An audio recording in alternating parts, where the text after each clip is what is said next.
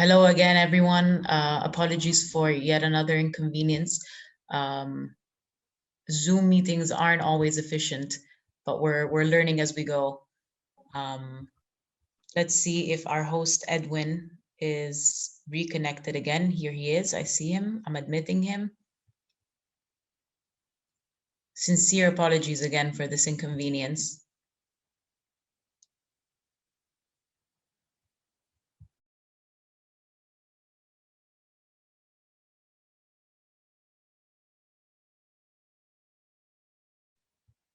Edwin, are you connected with us? I see you're online. Yes, I'm back now. Thank you, and sorry for the technical difficulties, everyone. Please, Edwin, if you can pick up where you left off. Thank you. I was just acknowledging Casper's presentation and where he started off from giving us a situation that looked dire, but ended up projecting a situation of hope and success, especially so when it comes to securing grazing lands and livestock corridors and building social cohesion in collaboration with the local administration, resulting in the limitation of farming and grazing land. And he also mentioned about the use of technology, that is GPS, at community level and building conflict resolution structures. He did not leave out youth and women who are an integral part of the community processes. And he talked of the importance of the involvement as well. But he also acknowledged that there are some existing weak structures that need to be built at local administrative level, especially so in terms of building their capacity to build conflicts and to enhance resource sharing at community level. But the good thing is that he has also mentioned some of the gains that the region has seen, including increased cattle flow, reduced conflicts, and formal transactions that would otherwise pass as the traditional are being taken note of. Yeah, so these are good things. What I also wanted to mention, I'm sorry for the noise, the helicopter is passing by. Yeah? Is some sort of opportunity for sharing between what is experienced in Niger and what is going on in the IGAD region, because they have more or less the same experiences, conflicts between pastoralists and the farming communities, or when it comes to natural resource management and sharing. Yeah, so this is also another opportunity where the two sides could actually exchange information. Okay. Earlier on, there were quite a number of questions on the chat, but I seem to have lost them. I don't know whether someone can see them and actually highlight them to us. But also keeping in mind that we have limited time. I don't know whether we have a question that we could take from the floor as well and direct them to the presenters. Thank you.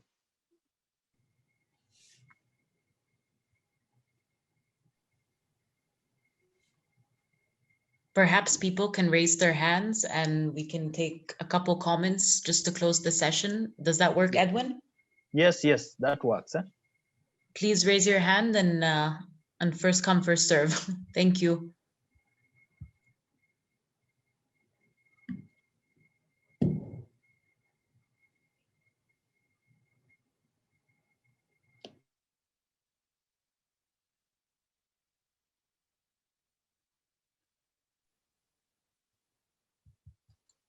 Do we want to pass the floor to Dr. Abouset and Casper if they're both online for a final word?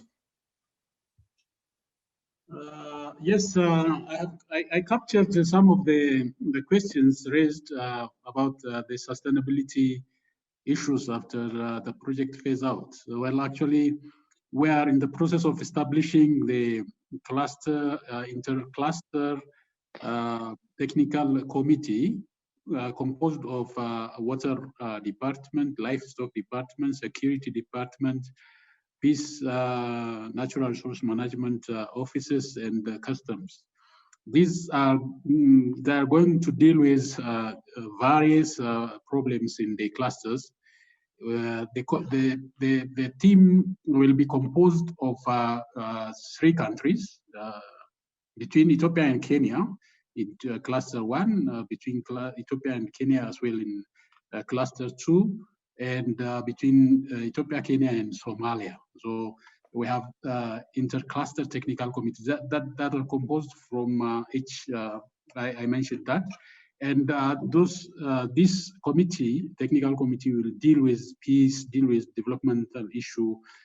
They can engage in development plan for cluster areas as well. What we are doing now is translating the MOUs, agreements, policy, and protocols to local language, to broadcast to the community level by their own language. Yeah? So that kind of transmission will be cascaded to the cluster level. So that is, we have the strategic exit plan for the project, so we can implement that one. The other issue, which I tried to capture, is the cross-border agreement be signed by local to put arms down. The disarmament is the agreement between 2 member countries. The government should have to be agreed on that. That agreement can be implemented as a cluster level. So it is impossible to make it at the agreement at the local level, but the agreement will be conducted at the higher level, the government.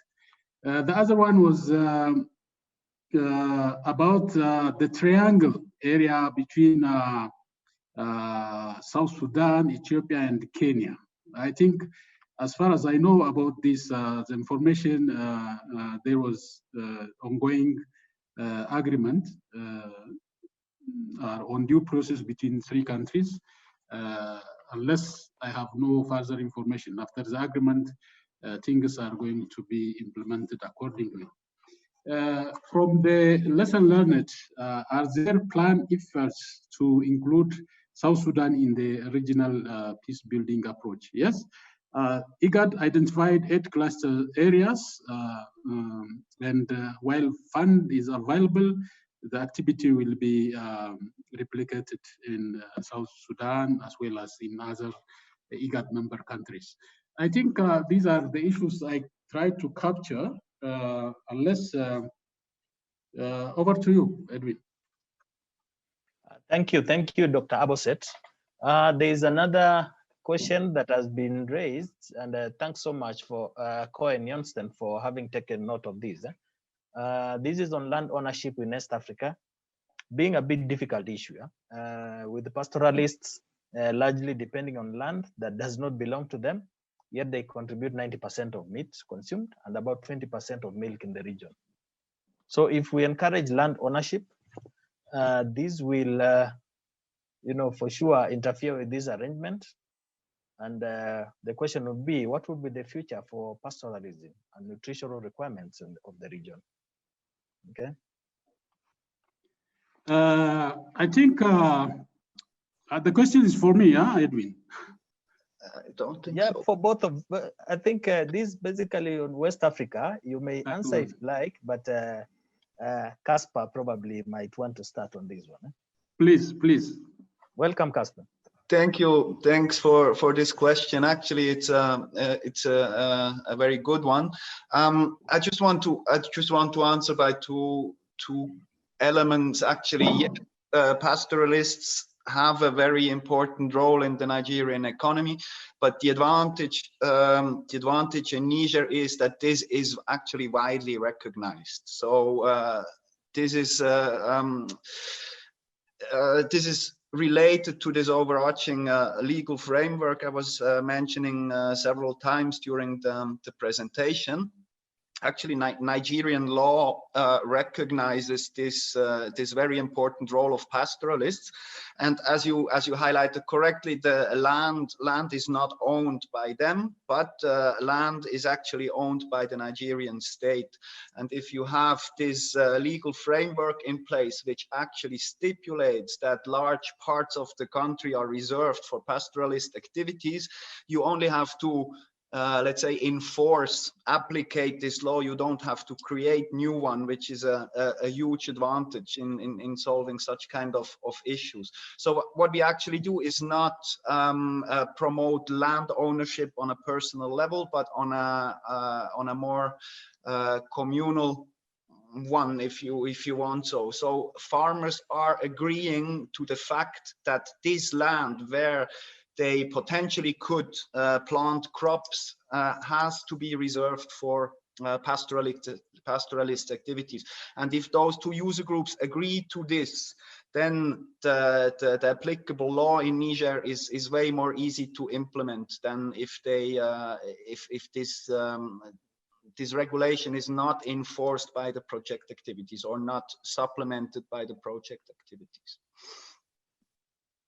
Yeah, thank you, Cohen. Well, we have a very limited time, but at the same time, we take note of the questions. This would be then for IGAD to find ways of probably responding to some of the questions raised. But I also take this opportunity to thank all of you. The discussion has been very informative. It's sad that we have very limited time, but it's quite informative. Caspar, Dr. Gezahen, please get in touch. You have a lot to learn from each other. I'm saying this because I've been to both regions, and I know the good work that is going on there. So please let's not miss this opportunity for collaborating in terms of information sharing beyond this forum. I'd like to thank all of you. I can see questions from Jacqueline Comforti, Adero, Lucia, all of you. I recognize your questions, and it's sad we can't respond now, but we will pick them up and probably find ways of responding to them in a different way. This will be a point of discussion between me, the moderator, the resource persons, and IGAD. So thank you so much. Thank you, everyone, for your participation. We look forward to interacting in another forum. Thank you very much. Thank you very much. Thank you.